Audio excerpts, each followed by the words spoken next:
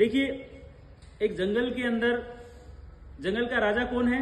शेर। और आपको बताया हुआ राजा है वो शेर ही क्यों? उसकी मैंने आपको कहानी बताई है पहले।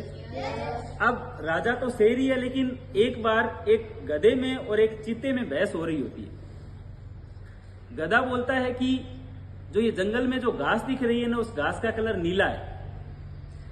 तो चीता बोलता है कि घास का कलर नीला नहीं है, घास का कलर कैसा होता है? हरा होता है।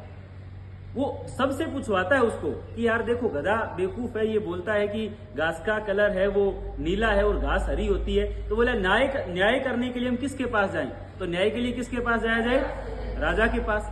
राजा के पास लेके गए वो गधे और वो चीता, दोनों राजा के पास जाते हैं।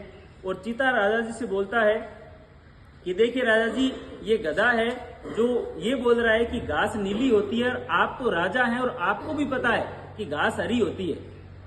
तो राजा जो शेर है वो बोलता है कि घास नीली ही होती है, और दोनों को भेज देता है। और चीता को बुलाया जाता है और चीता को ऐसा बोल दिया जाता है कि इस चीता को सजा दो। तो उसको सजा दे दी जाती है कि तेरे को 100 कोड़े मारेंगे, तेरे को सजा मिलेगी। तो फिर वो एकांत में राजा से पूछता है कि राजा जी, आपको भी पता था कि घास हरी है और आपने फिर भी उस गधे की बात मानी और उस गधे को सही प्रूव किया, ऐसा क्यों किया? तो राजा ने कहा कि तेरे को सजा इस बात की नहीं मिल रही है कि तूने घास को नीले को हरे को नीला मतलब सही बताया, हरा बताया, वो आंसर तेरा सही था। तेरे को सजा इस बात की मिल रही है कि तू उस गधे से बहस क्यों कर रहा था। तो आप समझ रहे हैं मेरी कहानी का सार? अगर कोई गलत बोल रहा है, अगर कोई गलत बहस कर रहा है, तो आपको बहस नहीं करनी है। आपको यहाँ पर कोई जंग जीतने थोड़ी आए, आप अपनी पढ़ाई करने आए।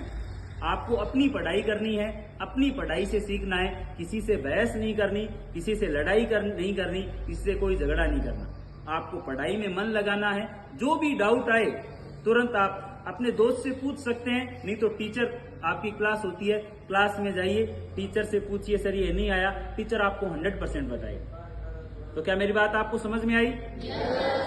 चलो ठीक है, एक बार अपने